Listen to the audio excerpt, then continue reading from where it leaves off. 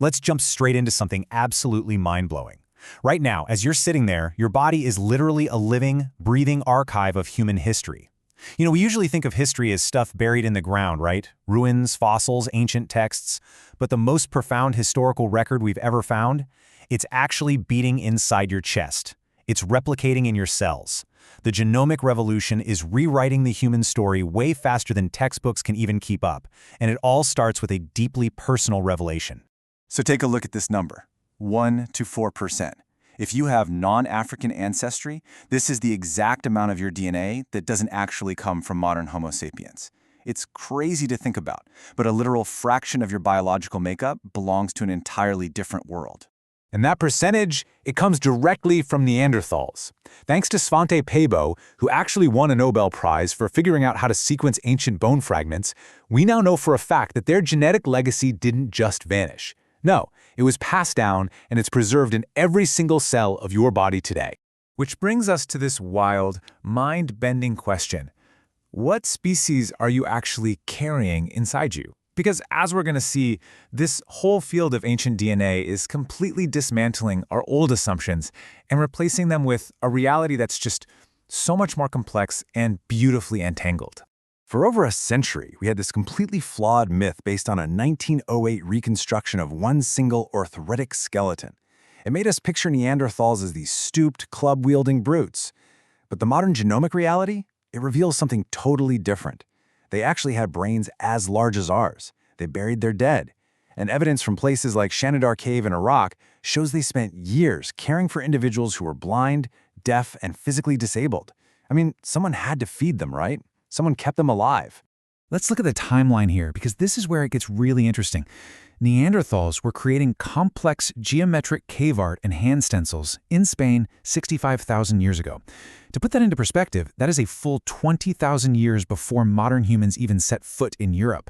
So they possessed symbolic thought and deep culture way, way before we ever arrived on their shores. So when our ancestors finally did push into Europe and Asia, they didn't just briefly meet these people and wipe them out. That's the old story. The true story is they lived alongside them. They were neighbors. And crucially, they interbred with them. Honestly, the next time you survive a bitter, freezing winter, you might actually want to thank a Neanderthal. Those ancient encounters left you with absolutely crucial cold climate adaptations and immune system upgrades that modern humans desperately needed to survive in those harsh Eurasian environments.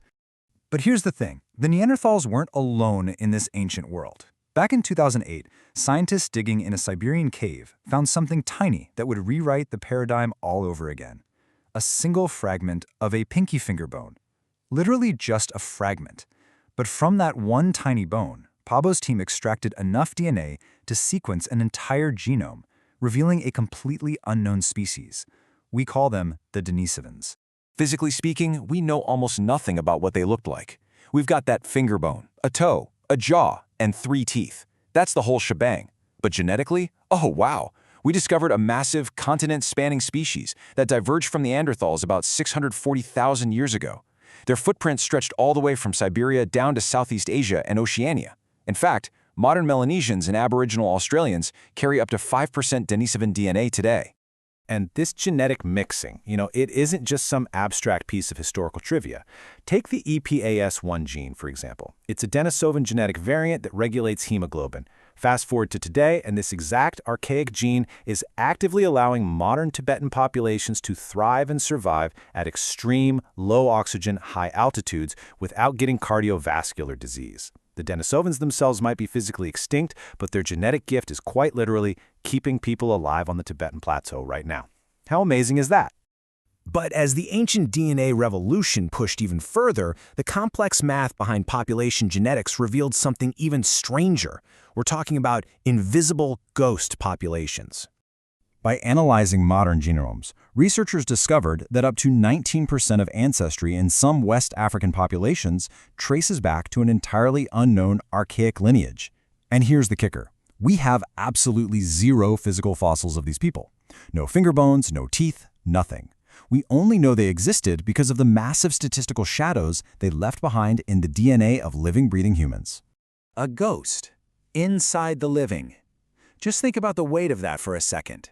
We are walking archives of species whose faces we have never seen. species whose bones have never been found and whose names we literally do not know. They split off from our lineage over 300,000 years ago, yet their genetic signatures are beating inside millions of people today. A literal ghost, living inside the modern world. Discoveries like this completely shatter the classic out-of-Africa textbook model we all probably learned in school. You know, the idea of a single, clean dispersal 60,000 years ago that just swept through and replaced everything in its path. Well, actually, scratch that. The evidence now points to incredible deep structure within Africa itself, with multiple, deeply divergent, semi-isolated human lineages coexisting and evolving for hundreds of thousands of years before they ever merged into the modern human landscape. Just to show you exactly how wild and crowded this late Pleistocene world really was, let's look at the shocking anomaly of Homo naledi, which was discovered in a South African cave system back in 2013. This species is basically a walking contradiction. I mean, they had brains the size of an orange. Not exactly what you'd call a tactical genius, right? But their hands and feet were surprisingly modern, and the dating totally shocked the scientific community. They lived between 236,000 and 335,000 years ago. That means this deeply archaic small-brained species was walking the very same continent alongside our early modern Homo sapiens ancestors. And astoundingly, evidence from 2023 suggests these hominins might have even been navigating dark, treacherous cave chutes using fire. Yet, for all this absolutely astonishing biological data, there is a profound limit to what the genome can actually tell us. Sure, we can read the cold, hard genetic facts of ancient interbreeding. We know for sure that a modern human and a Neanderthal met and that their descendants survived. But the genetic record leaves the human experience completely in the dark. Were these encounters violent or were they gentle? What language did they speak to each other? What did they feel? The genome proves the connection, but heartbreakingly, it leaves the emotion and the actual human experience entirely in shadow. But what all this incredible data does do is force paleoanthropologists, and all of us really, to abandon the traditional idea of human evolution. It's time to throw out the concept of a simple evolutionary tree with a single victorious branch at the very top. Instead, this is the massive paradigm shift. Human evolution is a braided river. Rather than a single linear progression of one species just replacing another, we're looking at multiple, vibrant channels of humanity.